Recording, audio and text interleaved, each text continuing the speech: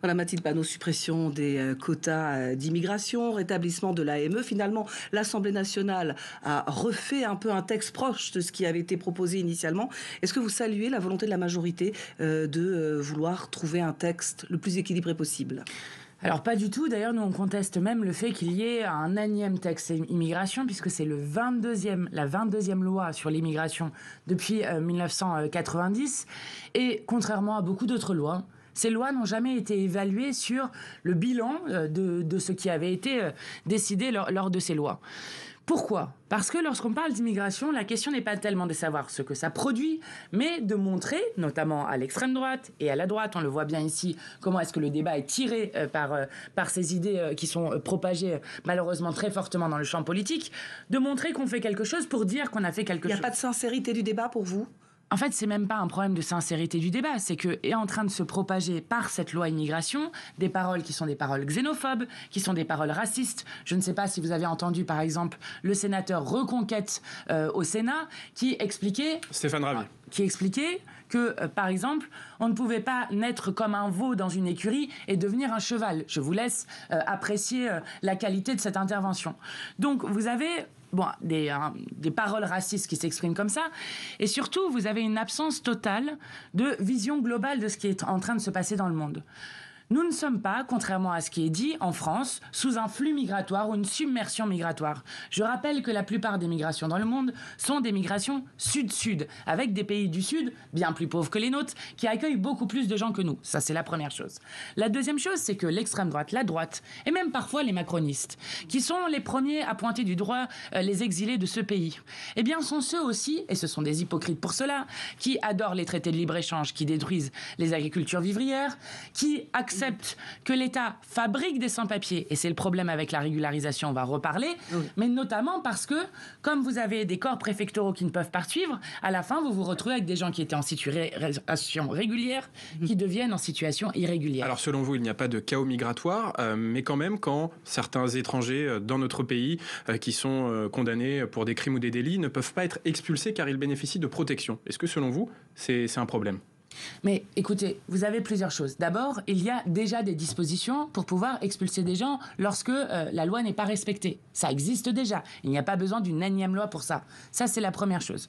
Et j'aimerais qu'on ne parle pas juste des exilés, je le dis pas pour vous évidemment, mais pour le débat public général, seulement sur des gens qui seraient des délinquants, qui viendraient en quelque sorte, parce que je le dis, les personnes, notamment sans papier, sont celles qui vont vous emmener vos colis, qui sont celles qui lavent les bureaux, etc. Je le dis. Là, c'est sur les criminels et délinquants, parce que certains ne peuvent pas être expulsés. Oui, mais en fait, pourquoi ils sont pas expulsables généralement ? Vous avez ce qu'on appelle le phénomène des ni expulsables, ni régularisables. Je ne parle même pas des délinquants, là. Je parle en général des personnes qui sont sans papier.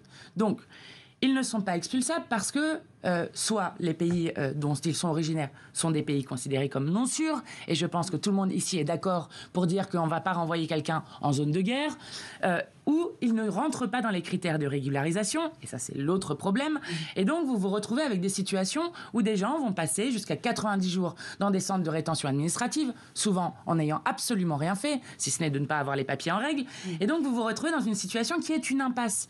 Donc ce qui est promu notamment par l'extrême droite n'existe pas. Vous savez combien ça coûte une expulsion ? Il ne faut pas lever certaines protections, certains critères qui empêchent... Lesquels, par exemple ? Le fait qu'un étranger soit arrivé sur notre sol avant un certain âge, avant 13 ans, par exemple. Non, moi je pense que non. Lorsque vous avez quelqu'un... Même quand c'est un criminel. Mais bien sûr, lorsque vous avez un criminel, qu'est-ce que vous faites ? Vous faites comme des criminels qui sont français, c'est-à-dire que vous faites de la prison, vous faites ce qui doit être fait dans la question des peines. Mais tout de même, est-ce que Mathilde Panot, un étranger... Un respect de l'état de droit, quoi. L'état de droit, est-ce qu'un étranger, dans ce cas, puisqu'on parle d'état de droit, doit remplir certains devoirs pour avoir le droit de vivre sur notre sol, notamment parler un minimum notre langue et respecter les valeurs de la République, de manière large ? Oui, c'est ce qui se passe déjà actuellement. Droit et devoir. Mais c'est ce qui est ajouté par le texte avec un examen de français, par exemple. Non, moi je ne suis pas du tout d'accord avec l'examen de français. Je suis en radical désaccord avec ça. Je vais vous dire quelle est la réalité de beaucoup de familles qui se trouvent sur notre territoire en situation irrégulière. Moi, ça fait 2 ans que je lutte aux côtés des travailleurs de Chronopost, donc qui sont de Richebourg, donc qui sont par sous-traitance des travailleurs employés par la Poste. ce que le directeur de la Poste assume, puisqu'il explique que, du fait de la concurrence, en quelque sorte, il faut faire en sorte que les conditions de travail et les salaires soient tirés vers le bas pour pouvoir faire en sorte de continuer ce qu'ils font.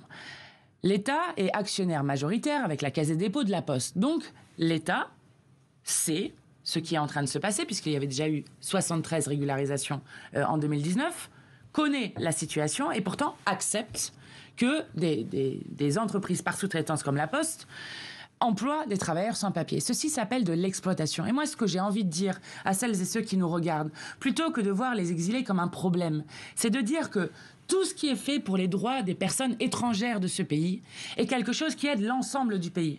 Lorsque, par exemple, vous faites, ce que nous nous demandons, la régularisation de tous les travailleurs sans papier, alors cela remonte les conditions de travail et les salaires de tout le monde. De même que sur l'aide médicale d'État, l'aide médicale d'État est une politique de santé publique. Alors ça a été rétabli. Heureusement, pour une fois, ils sont obligés de la défendre. Enfin, l'aide médicale d'État, pour répondre à des mensonges, c'est 0,4% des dépenses de santé.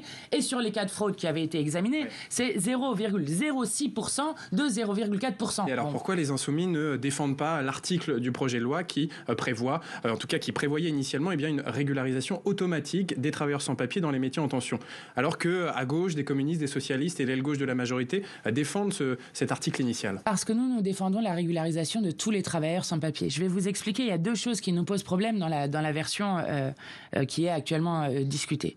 La première des choses, c'est que les titres de séjour sont seulement donnés pour 1 an.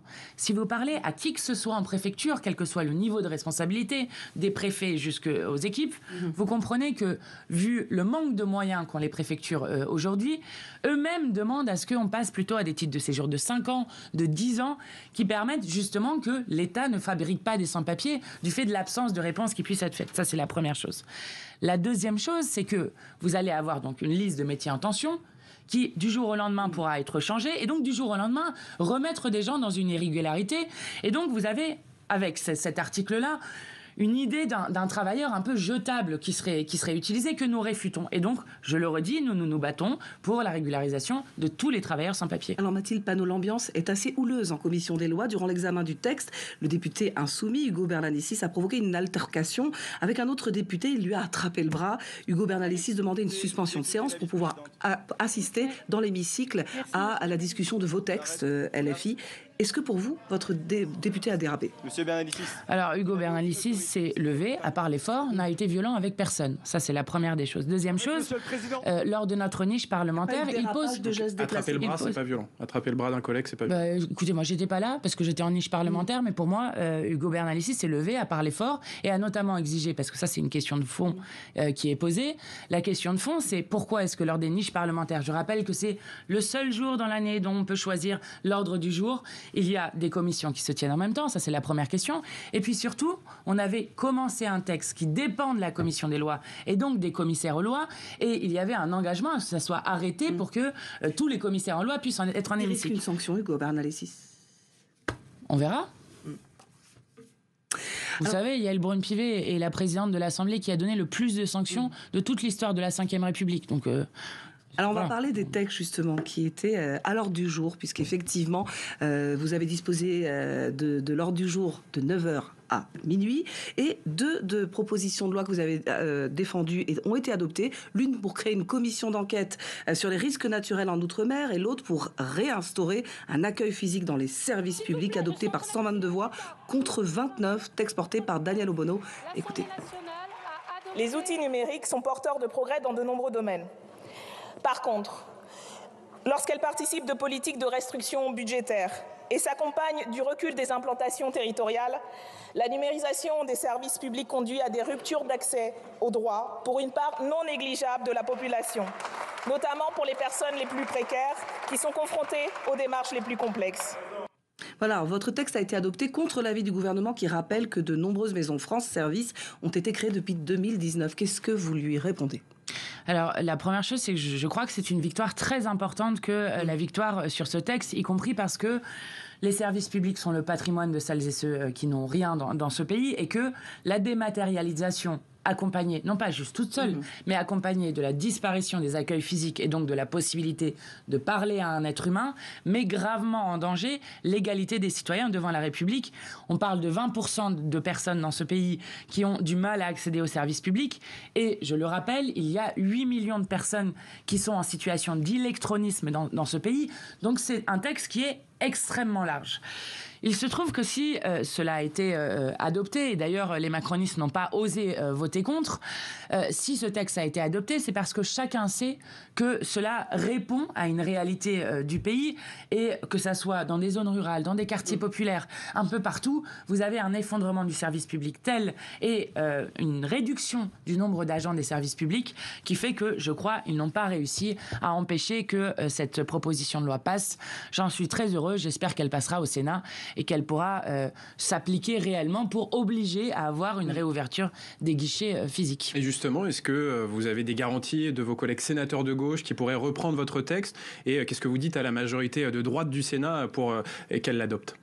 Alors je pense que les Républicains, de par les territoires où ils sont élus, sont aussi sensibles à cette question, parce que quand on parle de cette question de problème d'accès aux services publics, on va parler de la question de l'accès au minimum vieillesse, on va parler d'allocation familiale, de choses très concrètes d'accès à des droits, et d'ailleurs de papier pour les personnes aussi en situation irrégulière qui y sont confrontées très durement. Donc nous allons prendre contact avec les groupes du Sénat. Nous ne l'avons pas encore fait puisque c'était une victoire que nous avons vraiment arrachée. Inattendu pour vous finalement?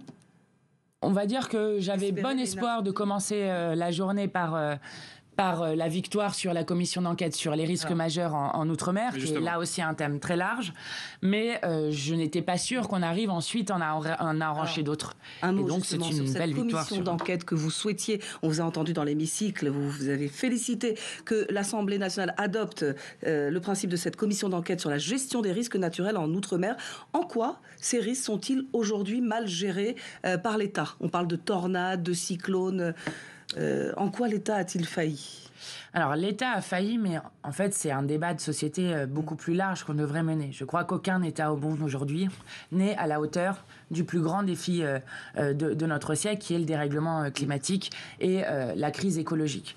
Je le dis parce que comme génération humaine, je ne parle pas là d'âge, mais comme génération humaine, personne avant nous n'a eu à affronter un aussi gros problème et une aussi grande rupture avec nos modèles de production et de consommation. Et donc, ce à quoi sont confrontés nos compatriotes ultramarins, c'est d'être en première ligne du dérèglement climatique, parce que ce sont eux qui ont à la fois, vous avez parlé de cyclones, mais aussi un risque sismique, un risque volcanique, des sécheresses. Les risques sont plus forts en Outre-mer Bien sûr, bien sûr.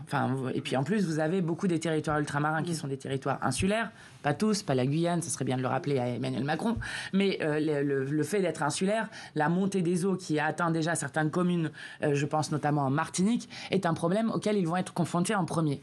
Et moi, là où je suis très heureuse de cette commission d'enquête, c'est à la fois pour réfléchir quel doit être le rôle de l'État pour faire face et protéger nos compatriotes ultramarins, qui sont en première ligne, mais c'est aussi des conclusions et des recommandations de cette commission d'enquête qui doivent aider le pays tout entier.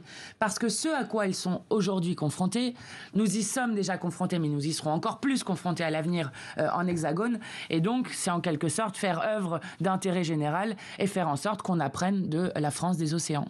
Mathilde Panot a parlé du drame de Crépol et de ses suites, puisque la mort du jeune Thomas continue de faire réagir les parlementaires, notamment après l'expédition punitive organisée en réaction à ce drame par l'ultra-droite. C'était le week-end dernier dans le quartier de la Monnaie à Romans-sur-Isère. Retour sur les vives réactions au Sénat et également à l'Assemblée avec les annonces du ministre de l'Intérieur lors des questions au gouvernement.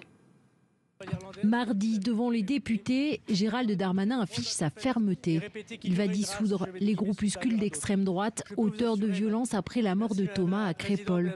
Des moyens nombreux sont mis pour suivre les 1500 personnes radicalisées de l'ultra-droite, pour pouvoir les interpeller, pour engager les procédures de dissolution, comme je l'ai fait avec Génération Identitaire. Des sanctions bien accueillies au Sénat mercredi, mais qui laissent un goût amer. Sur les bancs de la droite, d'abord.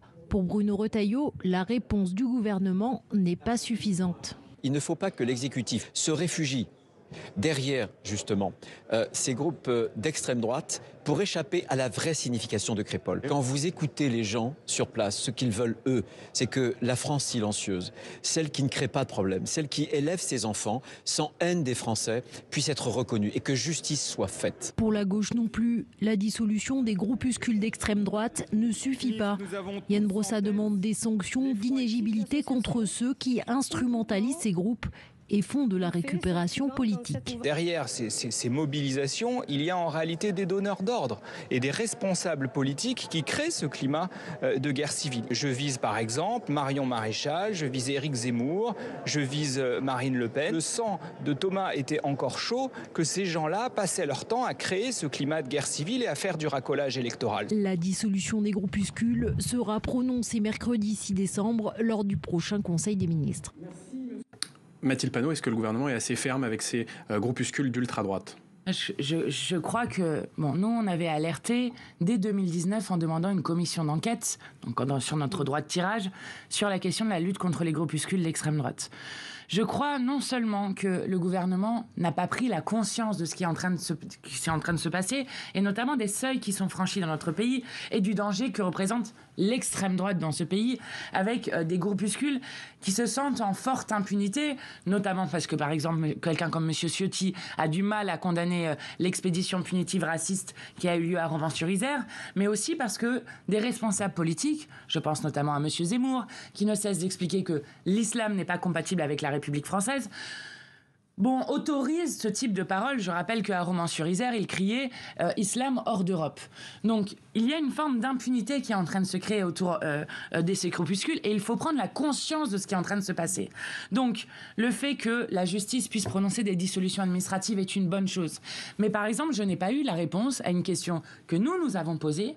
Comment se fait-il que ces nervis d'extrême droite qui étaient à Romans-sur-Isère se soient retrouvés en possession non seulement des noms et prénoms des suspects de la mort de Thomas, de leur adresse, de leur numéro de téléphone et de membres de leur famille. Vous déduisez quoi? Des fuites dans la police? Il y a forcément eu des fuites quelque part pour que des groupuscules d'extrême droite soient en leur possession. Des fuites dans la police ou peut-être de plus haut? Je ne sais pas, je ne dis pas ça pour faire polémique, je dis ça parce que ça doit nous interroger. Et que c'est grave si des groupuscules d'extrême droite peuvent avoir accès à ce type d'informations. Et je vais vous dire, nous avons eu de la chance sur Romans-sur-Isère, parce que la population a fait preuve d'un sang-froid incroyable. Mais cela peut tourner au drame. Et lorsque, par exemple, nous avons à l'université de Bordeaux, Louis Boyard et Carlos Martins Milongo, qui se retrouvent alors qu'ils font un meeting avec des jeunes à avoir 30 personnes d'extrême droite cagoulées et avec des barres de fer devant le meeting qu'ils tenaient, je le dis, nous passons des seuils qui sont très inquiétants et nous devons en prendre la mesure. Et nous, à chaque instant, nous nous battrons contre l'extrême droite, mais aussi nous serons un rempart contre la haine qu'ils essayent de propager dans le pays. Contre la haine, alors quelques jours avant ces événements, Thomas a été poignardé à mort alors qu'il assistait à un bal communal. Est-ce que ce drame de Crépol est le signe de deux France qui s'opposent, la France des quartiers contre la France des villages, comme le dit notamment la droite et l'extrême droite? Non, il ne faut surtout pas rentrer dedans. Déjà, je veux saluer la dignité incroyable d'une famille touchée par un drame aussi profond que la mort de leur fils, qui ont demandé instamment, lors de la marche blanche, qu'il n'y ait pas d'instrumentalisation de la mort de leur fils et qu'ils puissent faire leur deuil correctement. Si vous commencez à dire que c'est une opposition entre la France des villages et la France des quartiers populaires, comme le fait la droite, tout comme essayent de le faire certains d'extrême droite aussi, d'opposer par exemple nos compatriotes de confession musulmane avec nos compatriotes de confession catholique, avec nos compatriotes de confession juive ou avec nos compatriotes qui, pour la grande majorité du peuple français, n'a pas de religion. Alors vous rentrez dans une forme de guerre civile que veut réinstaurer l'extrême droite, aidée par la droite dans ce pays, qui est très dangereuse. Et je le dis, à tout moment, comme responsables politiques, nous devons être les gardiens de l'unité de la nation. Et donc pour vous, c'est pas une réalité, parce que le ministre de l'Intérieur a parlé, avec ce qui s'est passé, il a dit, on a évité une petite guerre civile. Donc c'est pas une réalité, cette opposition entre certains territoires? Quand je vous dis que c'est grave ce qui s'est passé sur Romans-sur-Isère, tout comme évidemment le drame de la mort d'un jeune homme aussi jeune que cela est terrifiant pour le pays, quand je dis que nous avons échappé au pire sur Romans-sur-Isère, c'est parce que justement, la question est de savoir... Oui, mais évidemment, mais vous avez vu les paroles qui sont tenues dans notre République. C'est très grave. Donc, la question, c'est comment nous faisons peuple ensemble. Moi, j'aimerais qu'on discute dans le pays de savoir comment est-ce qu'on fait que tout le monde puisse avoir une vie digne et que dans la 7e puissance économique au monde, il n'y ait pas autant de pauvres dans ce pays. Comment on fait face au dérèglement climatique, plus grand défi de notre siècle. Voilà ce qui devrait lier les gens entre eux et repenser que ce qui nous lie entre nous, c'est notre devise, liberté, égalité, fraternité. Comment vous expliquez, Mathilde Panot, l'ultra-violence de ces jeunes, souvent très jeunes, qui arrivent en bande armée? Comment vous expliquez ça? Venus de ces quartiers. Malheureusement, ce n'est pas nouveau. Et pas venus de ces quartiers. Enfin, en général, ce n'est pas nouveau. Si vous lisez, par exemple, certains de vos confrères qui racontent les 30 000 Apaches qui, à un moment, sévissaient à Paris avec des phénomènes d'extrême violence, c'était en 1900. Donc... Moi, je pense... Comment arrêter ce genre de dérive vers l'ultra-violence de gens très jeunes? Bon, la première chose, c'est qu'il faut, que justice soit faite lorsqu'il y a des drames. Ça, c'est la première chose. Vous réclamez de la fermeté? Moi, je réclame le respect de l'état de droit et la justice. Voilà, je ne réclame pas de la fermeté particulière. Je réclame le respect de l'état de droit. La deuxième chose, c'est qu'il ne vous a pas échappé que notre société est en quelque sorte malade de savoir quel avenir on lui réserve. Et moi, ce que je reproche au gouvernement actuel, à Marine Le Pen, qui est en quelque sorte l'assurance-vie du système, c'est de bloquer l'avenir, de bloquer la perspective de pouvoir se projeter dans des choses. Et donc le fait, par exemple, que l'éducation n'ait pas assez de moyens dans ce pays a des impacts concrets qu'on voit malheureusement. Rapidement pour conclure, le ministre de la Justice, Éric Dupond-Moretti, a été relaxé par la Cour de justice de la République. Il était accusé de prise illégale d'intérêt. Les Insoumis dénoncent un arrangement entre les parlementaires de la majorité et de la droite qui composaient ces juges de la CJR. Vous avez des preuves de cet arrangement? Je vais vous donner ce que disait l'ancien président de la Cour de justice de la République, M. Parlos, devant une commission d'enquête dont il avait prêté serment. Il disait... Je dirais que la Cour de justice de la République donne l'impression que les affaires concernant les ministres s'y résolvent par de petits arrangements entre amis. La décision qui a été prise de dire que les faits matériels étaient établis pour dire qu'il y avait un conflit d'intérêts, mais de le relaxer, est un bras d'honneur qui a été fait à la justice tout entière. Merci Mathilde Panot d'avoir été l'invitée de Parlement Hebdo. C'est la fin de cette émission. On se retrouve très bientôt. Ciao, ciao.